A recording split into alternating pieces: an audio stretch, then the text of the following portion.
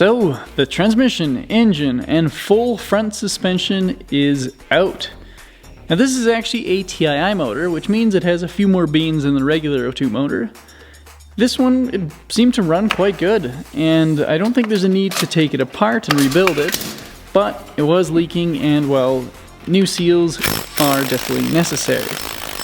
And once we're there, may as well have a new clutch, new water pump, new ignition. So first step is to take it off the subframe and start digging in.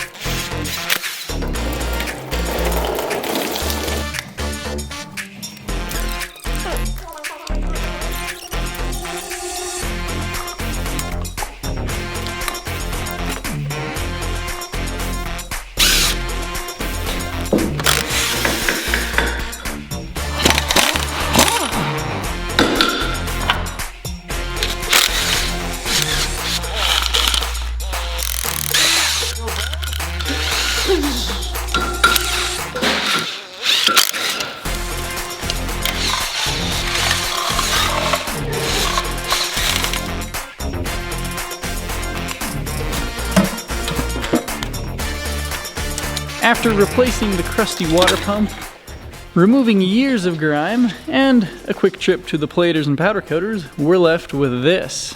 Ooh.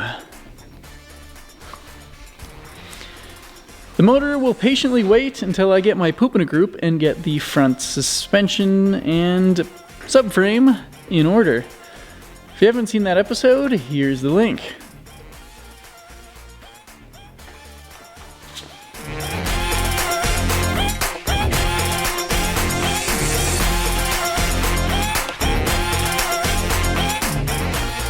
So the engine is back in its subframe.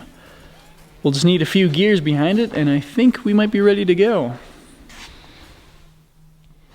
So here is the 5-speed that's going in. It's an E21 5-speed, so it has overdrive, which, well, the 2002s basically need if you want to drive it on the highway. I have a shifter kit that I have to install. I don't really know how to do it, so I think I might just shake the camera and see how far that gets me. Nice. So here's the full blunt deck kit for the 5-speed conversion. I'm super grateful this stuff is available new. Well, let's put it together.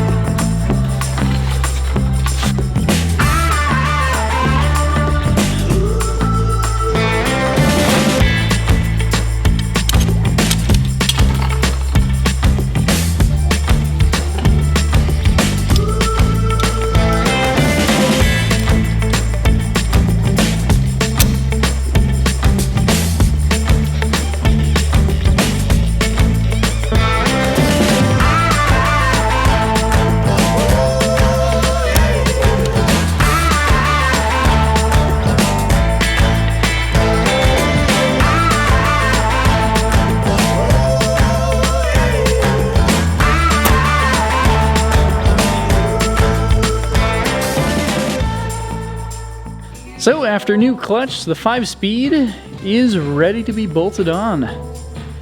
Slowly getting there. We are getting there. We are moving in the right direction, I think.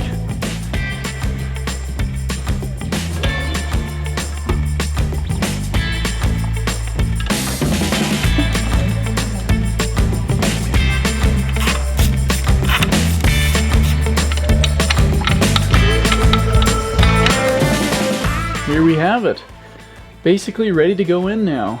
New engine mounts, new bushings, fresh powder coating and plating. It's looking pretty good. I can't wait to get behind the wheel. Nope.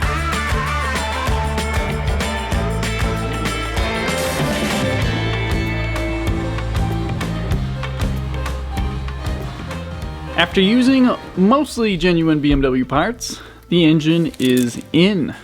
I love that sticker. Drive shaft is in first, and now the headers can go on.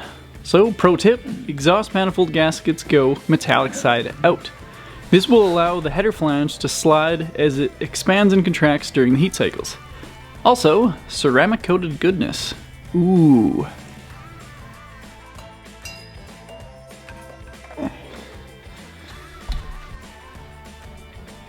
The headers are on. Now the fan and radiator are next.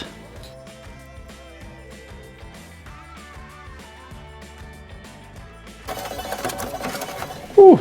Well, the engine's in. I got the rad in, alternator on and tight. The wiring is hooked up except for my temperature sensor. Otherwise, well, obviously the carbs are gone, but I'm gonna put a battery in, see if the starter works, see if everything's sounds good, and then I'll put the carbs on. And then it'll be time to start it, which is kind of crazy. Just put a battery in. I'm just gonna see before I put the carbs on if it'll actually turn over and work. The car actually wouldn't turn over, and it turned out to be a connection on the starter solenoid. With that resolved, it's time to mount the carbs.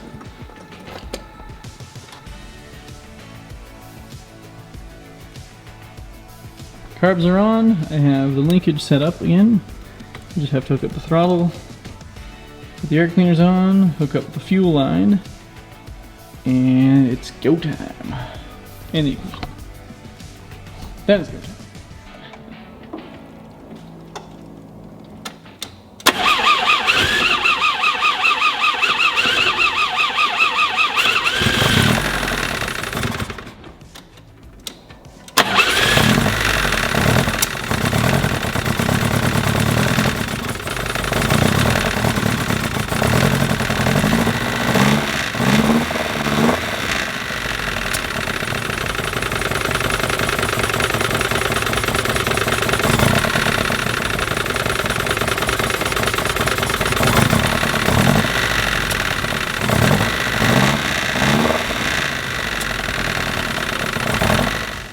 Now that it's alive again, it needs some fluids.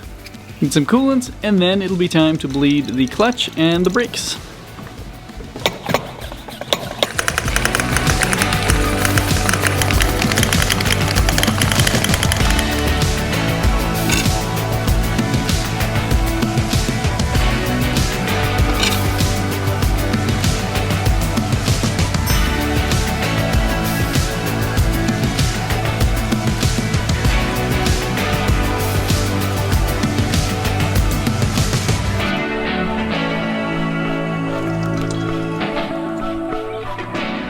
Clutch is bled finally. That took a bit. I took it off, and then I have another slave cylinder that I basically gutted, and then I just bolt it to that slave cylinder, bleed it, bolt it back on. It's got coolant hoses. Basically, I have to tighten some lug nuts, take it off these ramps, and it's ready to rumble. Man, these Euro bumpers look so good. Sweet little car. Let's go for a drive.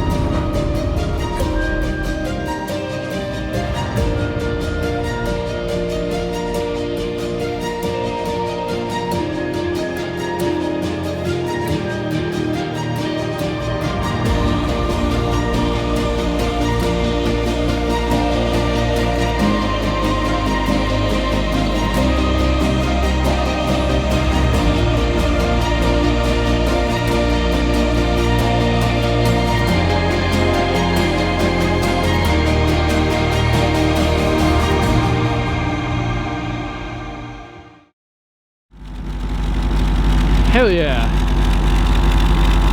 It's running quite good. The throttle's a little stiff, so I think I can fix that, but otherwise it's covered in dust. Just been in the shop for quite a while. This is awesome. Super happy with this.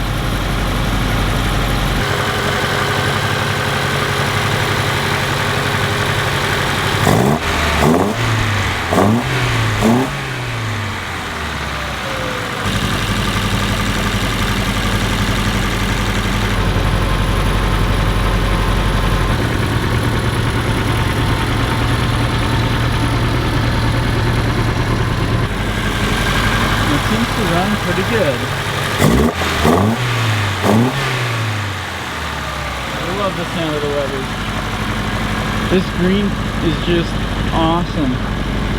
It's all back together and basically everything works.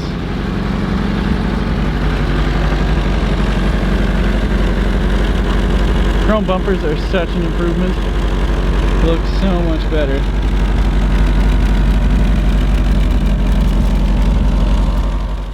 Thanks for watching this crazy journey. I definitely have a lot of time into this car.